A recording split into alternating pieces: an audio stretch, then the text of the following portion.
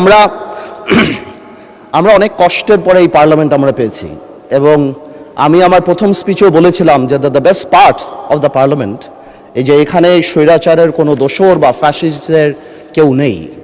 মানে স্পিকার, গত পার্লামেন্ট শুধু পার্লামেন্টের গণতন্ত্রের হত্যা করে না, এই পার্লামেন্টের স্ট্যান্ডার্ডকে সাংঘাতিকভাবে নষ্ট করেছে। আমরা দেখেছি মানুষ স্পিকার, এখানে মমতাজ থেকে আরম্ভ করে এখানে গান হয়েছে, এখানে অন্য কিছু হয়েছে।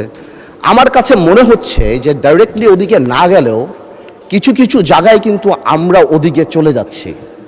কারণ আমরা কিন্তু মেম্বার অফ পার্লামেন্ট ছাড়াও we are the ambassadors of the parliament. আমরা যখন বাইরে কোথাও যাই আমরা এই পার্লামেন্টকে রিপ্রেজেন্ট করি।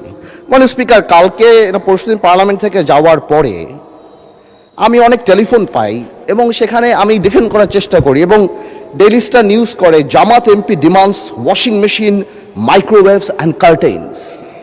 এটা আমাকে অনেক লজ্জা দেয় এবং আমি মনে করি এই পার্লামেন্টকে অনেক লজ্জা দেয় যে একটা মেম্বার অফ পার্লামেন্ট এখানে দাঁড়িয়ে যেখানে জনগণের কথা বলবে, যেখানে বিভিন্ন জনগণের দাবির কথা বলবে, সেখানে একজন মেম্বার অফ পার্লামেন্ট দাঁড়িয়ে উনি ওয়াশিং মেশিন পেল না, মাইক্রোওয়েভ পেল না, কার্টেন পেল, সেই ব্যাপারে দাঁড়িয়ে কথা বলবে। যেখানে আবার বলা হয় যে আমরা গাড়ি নিব না, আমরা প্লট নিব না এই ব্যাপারে। তাহলে আমার কাছে মনে হয় মাননীয় স্পিকার যে আসলেই যদি গাড়ি আর প্লট যখন ওনারা বাদ দিল তখন ওনাদের বুকের উপরে কত বড় পাথর চাপা দিয়ে বাদ দিতে হলো যে মাইক্রোওয়েভ আর ওয়াশিং মেশিনের জন্য এই পার্লামেন্টে দাঁড়িয়ে কথা বলতে হচ্ছে।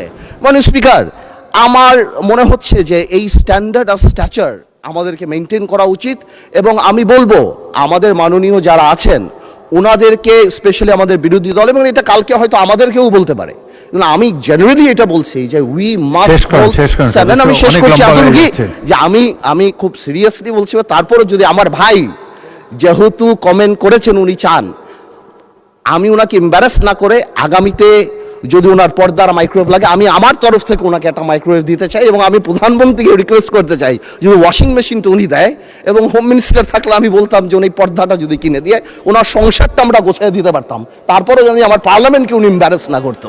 আপনাকে ধন্যবাদ স্পিকার। মাননীয় সদস্য, এটা পয়েন্ট অফ অর্ডারের মধ্যে পড়ে না। দ্বিতীয়ত, যে সদস্য বাজেট সেশনের উপরে বক্তব্য রাখতে গিয়ে বলেছেন, বাজেট সেশন এমন একটি সেশন, বাজেট বক্তব্য এমন একটি বক্তব্য সেখানে অনেক বিষয়ে বক্তব্য রাখা যায় এবং তাছাড়া একজন সদস্য তার সুবিধা অসুবিধার কথা বলেছেন।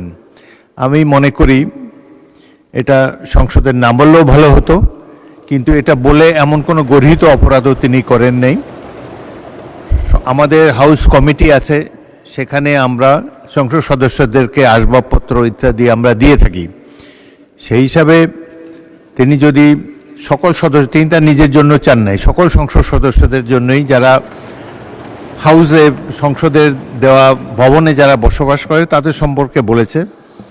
সুতরাং এটা এমন কোনো গর্হিত অপরাধ হয়নি।